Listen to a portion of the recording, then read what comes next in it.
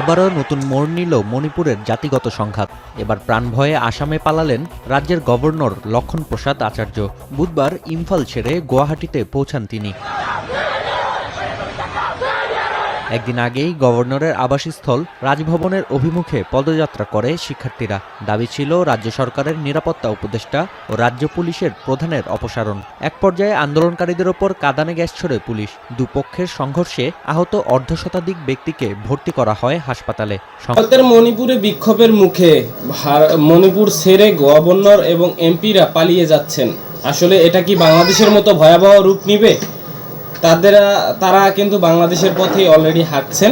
আর এই আন্দোলন বাংলাদেশের মতোই আন্দোলন কিন্তু মণিপুরে চলছে। তো চলেন ভিডিওটি আমরা দেখে আসি। তার আগে বলে নিই, আপনারা দেখতেছেন বাবু বিডি নিউজ চ্যানেল। নতুন হয়ে থাকলে চ্যানেলটিকে সাবস্ক্রাইব করে পাশে থেকে বেল আইকন বাজিয়ে দেবেন। যারা অলরেডি সাবস্ক্রাইব করেছেন সবাইকে অসংখ্য ধন্যবাদ। সংঘর্ষের কয়েক ঘন্টা পর 11 ছাত্র প্রতিনিধির সঙ্গে সাক্ষাৎ করেন গভর্নর।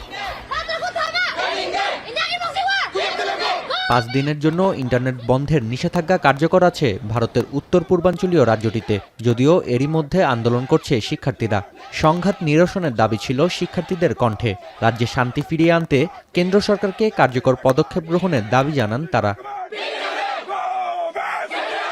हम लोग वार के साथ दूं या हम लोग पढ़ाई करूं, क्या करूं? हम इस दोनों में तो कौन सा साइड दूं हम लोग?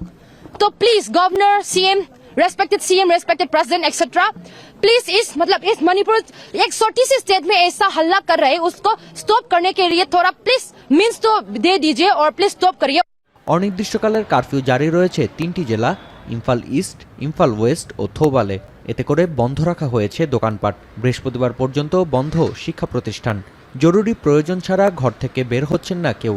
সড়কে টহল বাড়িয়েছে নিরাপত্তা বাহিনীর সদস্যরা। অতিরিক্ত সদস্য মোতায়েন করেছে রাজ্য সরকার। গেল 3 দিনে আটক করা হয়েছে কমপক্ষে 40 বিক্ষোভকারীকে। বিভিন্ন মোড়ে ব্যারিকেড বসিয়ে সীমিত করা হচ্ছে যান চলাচল।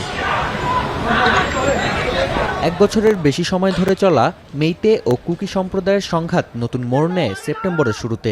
বিচ্ছিন্নতাবাদীদের ড্রোন ও বন্দুক হামলায় কয়েকজন নিহতের পর পাল্টা হামলায় ব্যস্ত দুই সম্প্রদায়ের বিচ্ছিন্নতাবাদীরা।